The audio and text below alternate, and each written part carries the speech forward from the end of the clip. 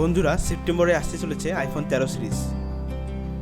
Apple লাভারদের জন্য এক বিশাল সংবাদ।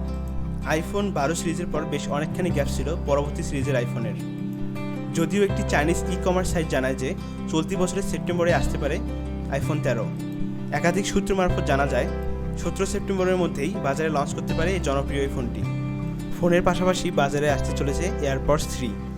যদিও এর লঞ্চিংটির সম্পর্কে এখনও বিশেষ কোনো খবর জানতে পারা যায়নি, তবে ইতিমধ্যেই প্রি বুকিং শুরু হয়ে গেছে আইফোন 13-এর।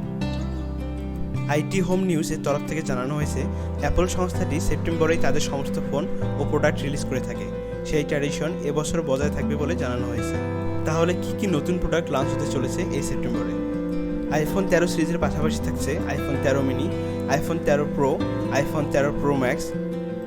অ্যাপলের প্রোডাক্টস এয়ারপডসে আসছে বেশ কিছু আপডেট। নতুনভাবেই মার্কেটে আসছে এই প্রোডাক্টটি। উইবো নামের একটি অ্যাকাউন্ট থেকে বেশ কিছু স্ক্রিনশট প্রকাশ হয়েছে আইফোন 13-এর। সেখানে আইফোনের সবকটি মডেলের কথা উল্লেখ করা হয়েছে। 17 সেপ্টেম্বর থেকেই প্রি বুকিংয়ের সুবিধা পাওয়া যাবে বলে জানানো হয়েছে। যদিও এই পোস্টটি নিয়ে এখনও কোনো সত্যতা যাচাই করা হয়নি। অ্যাপল সংস্থার পক্ষ থেকেও কোনো সরাসরি বিবৃতি দেওয়া হয়নি।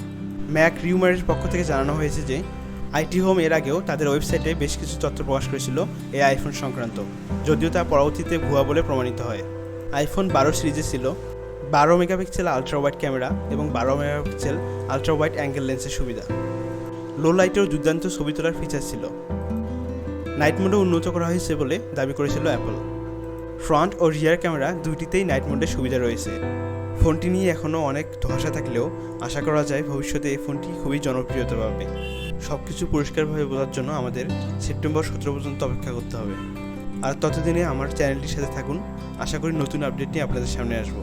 আরও এরকম সুন্দর সুন্দর খবর পেতে আমার চ্যানেলটি সাবস্ক্রাইব করে পাশে থাকবেন।